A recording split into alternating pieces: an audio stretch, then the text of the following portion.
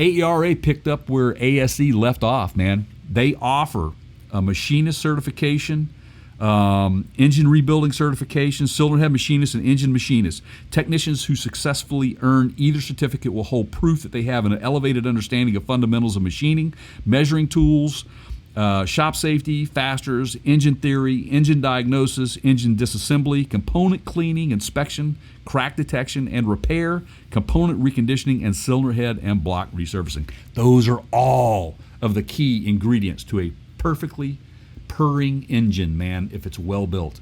And you guys, trust me, you don't have to be a member. If you want to do this, you need a career change, you're looking for something to do other than what you've been doing, trust me, go to their website.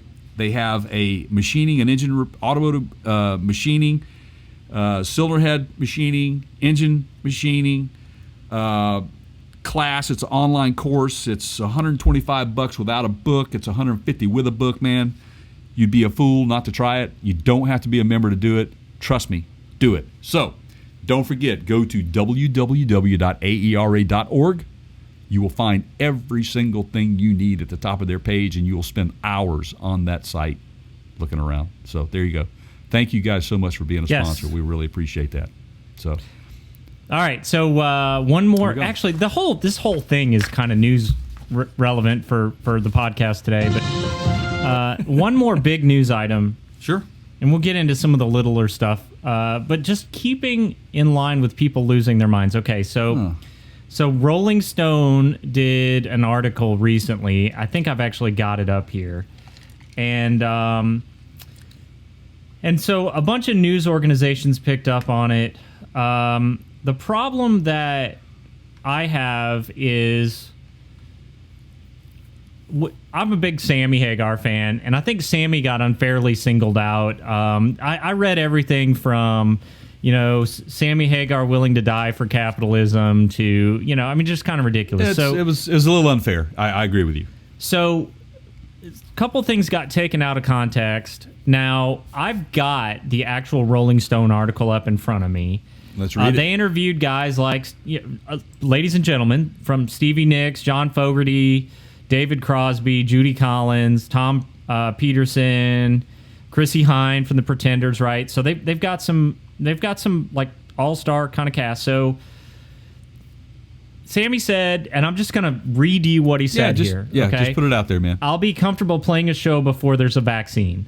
If it's declining and seems to be going away, I'm going to make a radical statement here. This is hard to say without stirring somebody up, but truthfully, I'd rather personally get sick and even die if that's what it takes. We have to save the world in this country from this economic thing, and that's going to kill more people in the long run. I would rather see everyone go back to work. If some of us have to sacrifice on that, okay.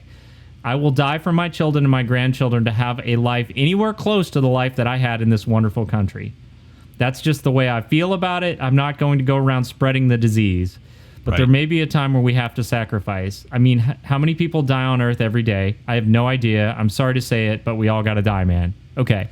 All right, so that is incredible words coming from a guy who you and I both are a big fan of. He understands we know where the his heart's economy at. Yes, we know where his head's at. If I do a show, guys make money on T-shirts. That's the right. Promoter makes money.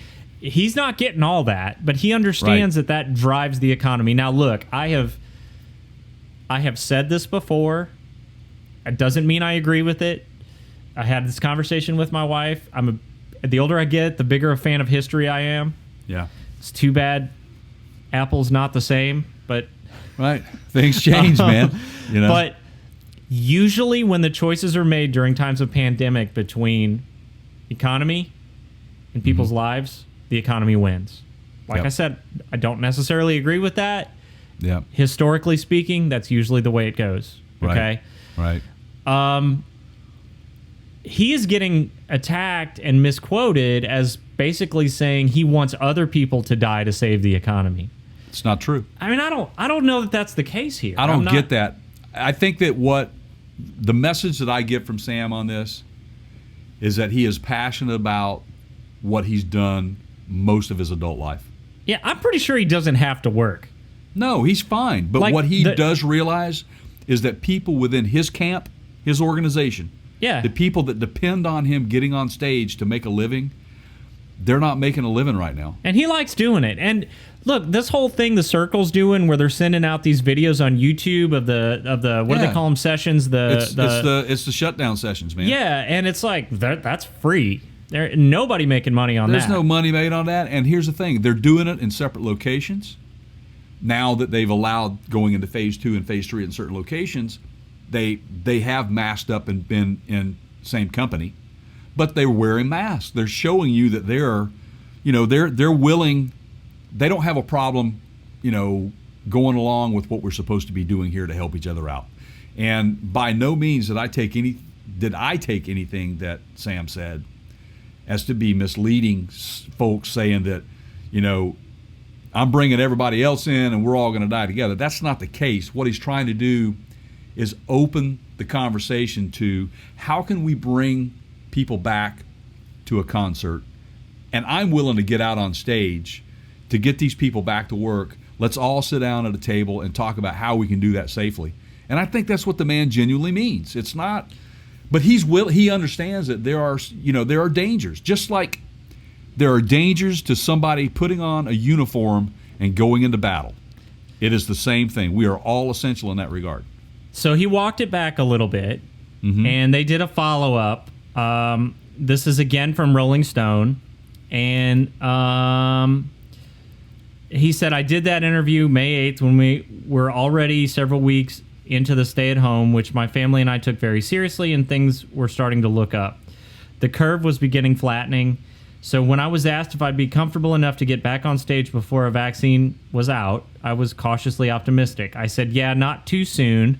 I want to make sure it's not escalating when it's declining and seems to be going away. Big picture, it's about getting back to work in a safe and responsible way and getting this economy rolling again. I will do my part. I stand by that. I employ 200 people directly, and when we tour, even more. Right. Yeah. He's got people depending on him, okay? Yes, and they're sitting like home. Everything today, it's watch and see over the next few months, but we remain cautiously optimistic that with the right improvements and safety measures in place, we might be able to play shows this year. That said, as things change for the better or worse, we will appropriately adjust our plans. Yeah, so he could do an outdoor concert. I mean, basically, Jay, what Sammy is saying right there is you got to give to live. Right. That's a good one, man.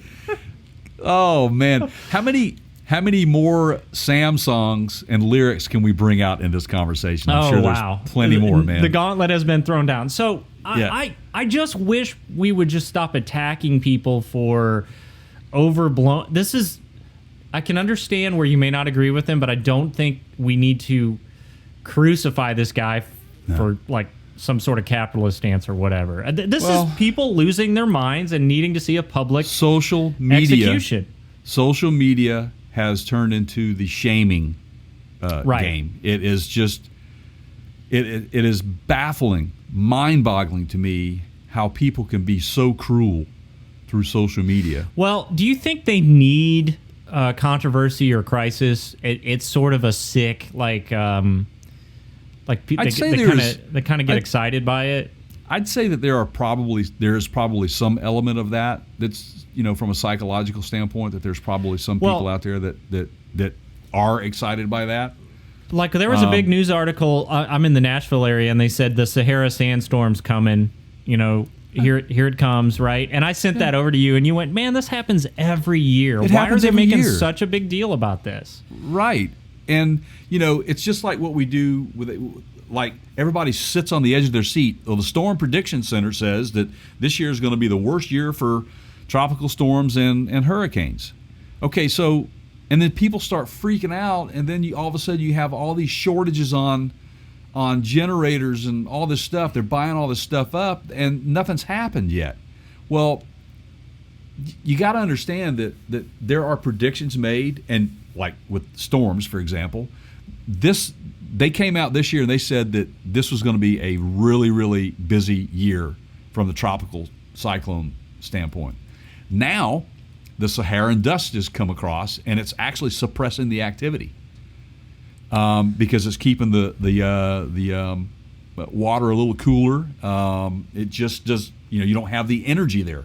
So there's actually some positive that comes out of it. But I've lived in the Southeast most of my life. I don't anymore, and I don't have to deal with the Saharan Desert. But I remember as a kid seeing that stuff. The sky would be orange. I lived in Florida, and we would see that stuff. Nobody thought anything of it. I mean, it's definitely like exaggeration they're kind of whipping people up into a frenzy, right? Absolutely. I mean, I guess if you ask the news people, they would probably classify these as little white lies. Pretty much. They are actually. You open the door to that. Hey. Okay. Yeah, I got you. I mean, oh man, I may have to laugh really hard here in a second, guys. Okay,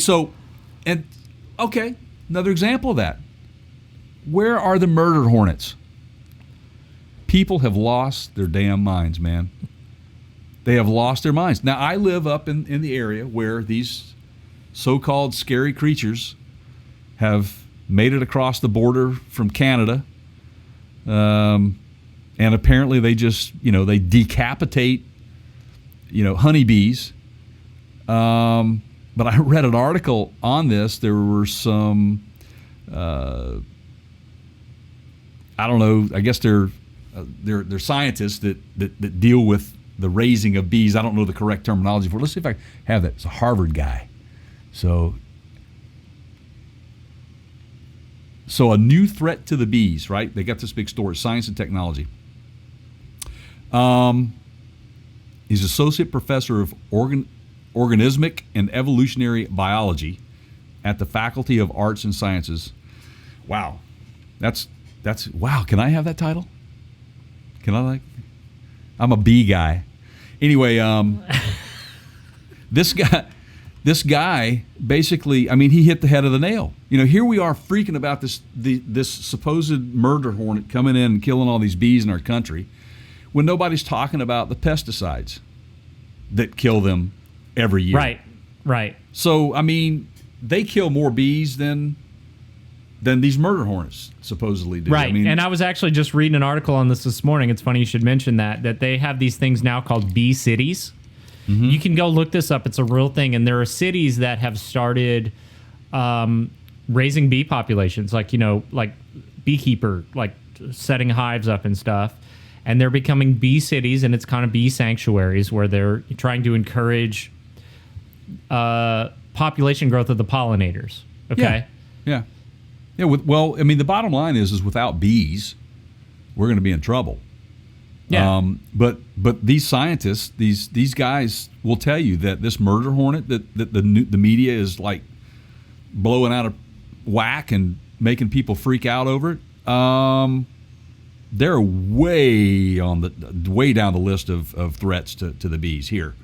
They've been in Japan all these years. They get by, and they do kill some people. They can be dangerous in that regard.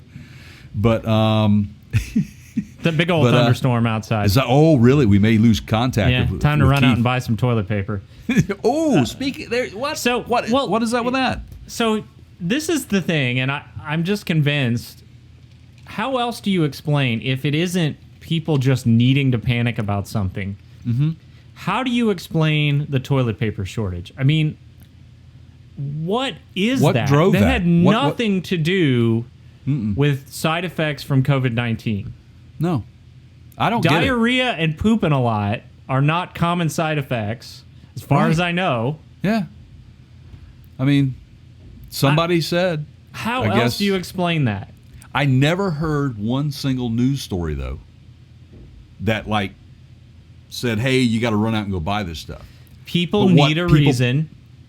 Right. But they picked up on it and ran with the story is what they did, you know? Honestly, if you're going to, panic buy stuff, hey, somebody in the marketing department of the auto industry should have jumped on that and said, hey, y'all need to stock up on, air filters for your car or...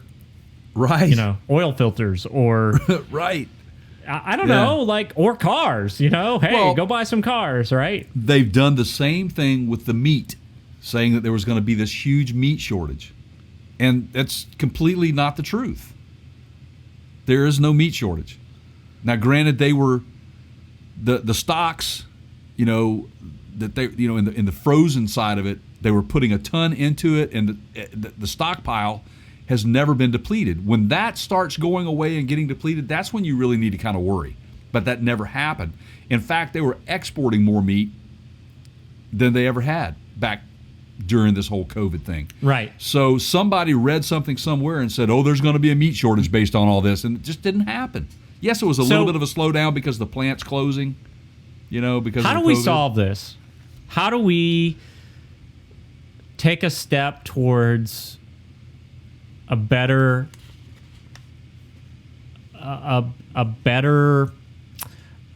way of living in our society that does not involve mass panic and public shaming, and like literally back in the days of my wife's got me watching, because we're guilty of this too. We've had a little bit more TV time lately. She's got me watching a couple good shows on Netflix. Now I'm not going to say which ones because they're a little girly. All right, I got to keep my but they're good. They're good, Yeah. and they're set historically. And, there's stuff going on in these things where they did, guillotines, and Right. one guy's talking about drawing and quartering people, and and people used to turn out and watch that stuff. And biblically, there were stonings and just crazy Yeah. stuff. And it's like, Yeah. what is it in us that... Okay, well, let me just stop asking why we like train wrecks, and let me start asking, because this is going to solve a couple problems. How do we make it better? How do you solve the rubbernecking problem, as we call it around here? When there's a wreck on the side of the road, everybody slows down on the other side of the highway that's not even impacted by the accident Right. to look. Right. Yeah. It's How do we contribute to make it better? gosh, man. Well, you got to set an example, and I mean, Is it just living by example? I think so. You gotta do that, and you gotta.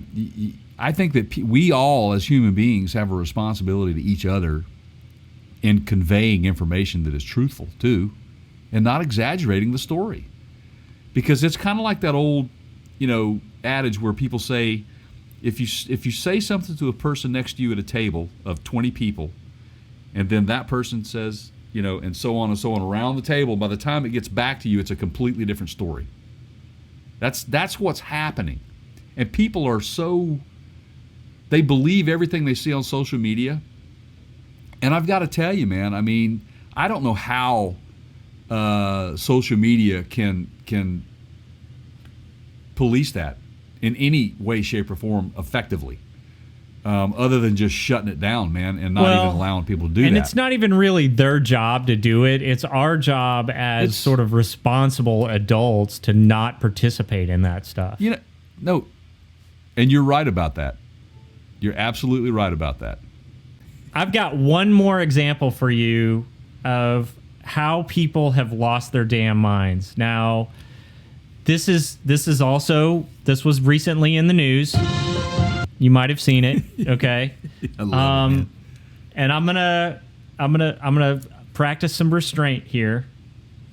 But California has attempted, and it's going to be interesting to see if this sticks, to require all heavy-duty vans and trucks. So not personal vehicles, but big ones. I saw that. Must be... well, the article says must be electric, but if you read the article, it says could be. They also allow hydrogen by 2024. Okay. Wow. Jay, what year is it? It's 2020, man, I think. About halfway through it, right? About halfway through. Yeah, God, have we been through half of this? This is what... So they're going to require, in 3.5 years, that's, like, think about this. Amazon... Yeah. Like, what about big trucks? And right. Some of these things are hundreds of thousands of dollars, and you're going to make them just throw those away in 3 years? Seriously? Yeah, okay. that's interesting, man. Let me get... before you guys freak out, I'm not saying that, we shouldn't continue to improve efforts to clean the air, okay? But what I think I'm trying to say here is this might be a little bit unreasonable in terms of the timeline and how they're just... I mean, You're just going to have more people leaving California. Is that what you want, California? Is that really what you want? Okay. Yeah. Okay. Let me just. So this is No. this is coming out of. Have they lost their damn minds? I think that it's been gone a long time. Ooh. California Air Resources Board, also known as CARB. Now, if you go watch and you can find this on Netflix, if you watch the video "Who Killed the EV," and it's I think it's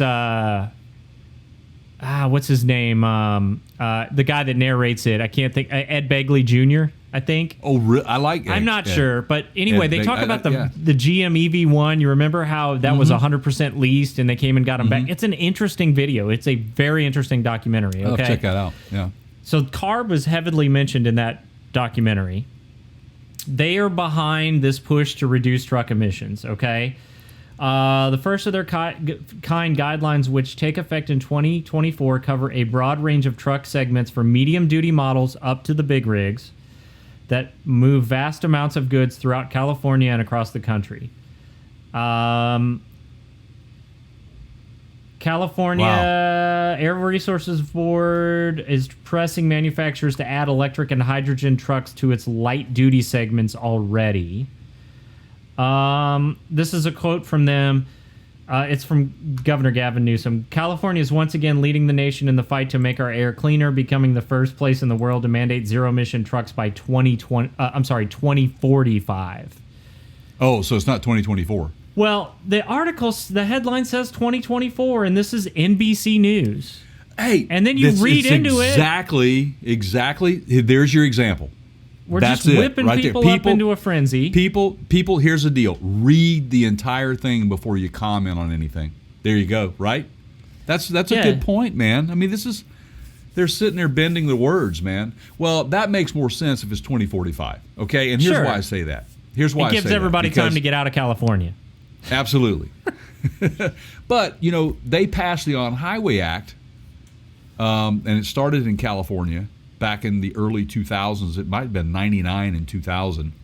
And that was the move to reduce sulfur out of diesel fuel, which, is a pollutant. Well, they gave them 18 years to transition into that, where you had to be compliant. So it makes sense if you're going to do that. But, if you really want to reduce the emissions, how do you do it? You flip the switch. You flip the switch. You get rid of gasoline engines, diesel engines, and you go all electric. And I just don't know. I mean, those are some bold statements. We've heard, what's his name, and the Prime Minister of the UK? Oh, Boris. Boris. I can't get Johnson. past Rocky and Bullwinkle whenever I hear Boris. Yeah. Sorry. But he's made a bold statement. Say moose and squirrel. Say moose and squirrel. Right. But he's made a bold statement saying that all of the UK is going to be gasoline engine free by 2035. We talked about that. Yeah. Yeah, we've talked about that. Yeah. So anyway, wow, it's an interesting time we live in, man. I would like to see hydrogen a little bit more embedded in our vehicle lineup before we make that push. Mm-hmm. But I do understand you've got to incentivize people to move. Otherwise, they're just going to sit back and, Well, I'll tell you what, man. If they would just invent that transporter, man. If we the molecular transporter, the Star Trek. Yeah, we need that. That would really, really. Or man, Elon, dude. Elon with his tube, the fast train. Right. Yeah. Yeah. Yeah. Well, the boring tool, we did that. We had the tunnel here in Seattle. They got rid of the viaduct there, and now they go under the city instead of across the waterway.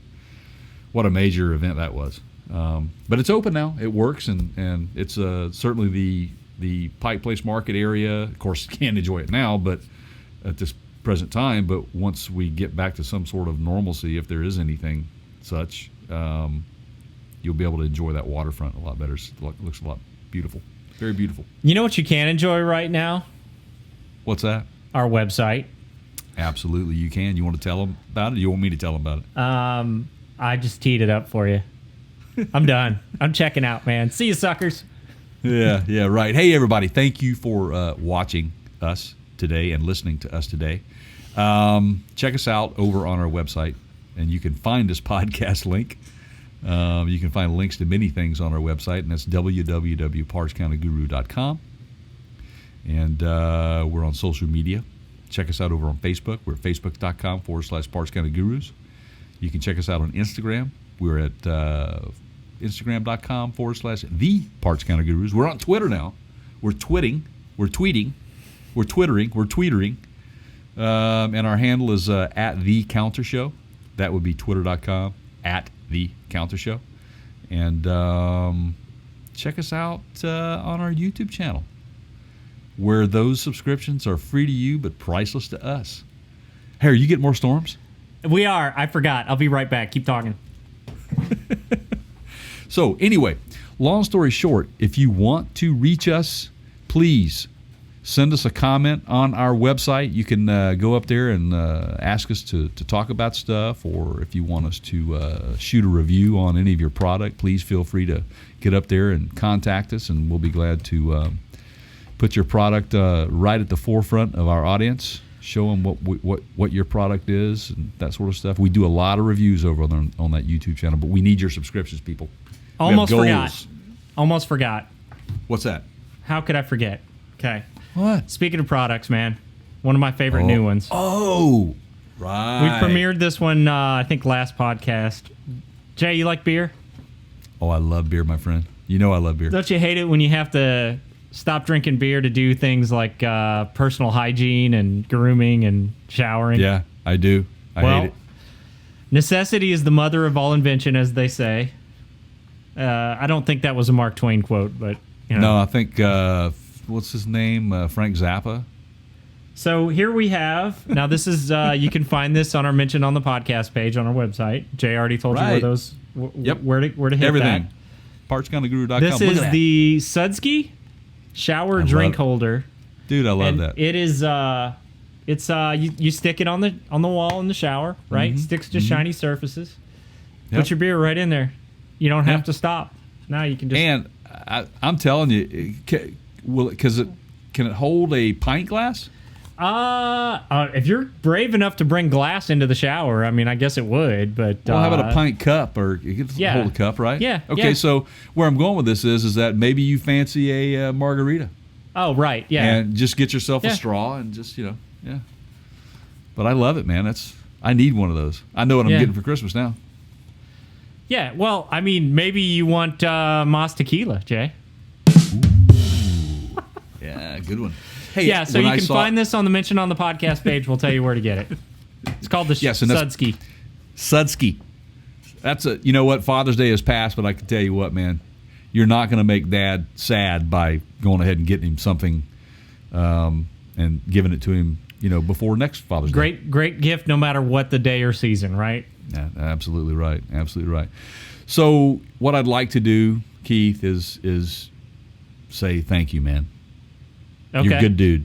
You're a good dude. We want to end on a high note here and just tell people. Oh, thanks, Jay. I feel the same about you. Some positivity, man. As long as you don't park too close to me, we're fine. Oh, no scratches from me, pal. No scratches from me. You know how I feel about that. But, yeah, we just need to I'm sure you have something teed up to take us out on, but I just kind of felt like, people have lost their damn minds. I think you just all need to take a chill pill and take a deep breath. Settle down. That actually fits really well into what I was going to close with without you even knowing what I was going to say. So, I've got a Mark Twain quote for you here. So I love it. Let's go. I've been, we opened the podcast. I had admitted that I've been reading a lot of Mark Twain. Okay, here's a good one. All right. Never argue with stupid people. They will drag you down to their level and then beat you with experience. Ooh. Just leave it alone, man. Take the high road. So true. So true. It's so true, man. For my podcast partner, Jay, over there. Keith over there. I'm Keith. Yep. Thanks for watching and listening, everybody. We appreciate it very much, and we will talk to you soon. Take care, guys.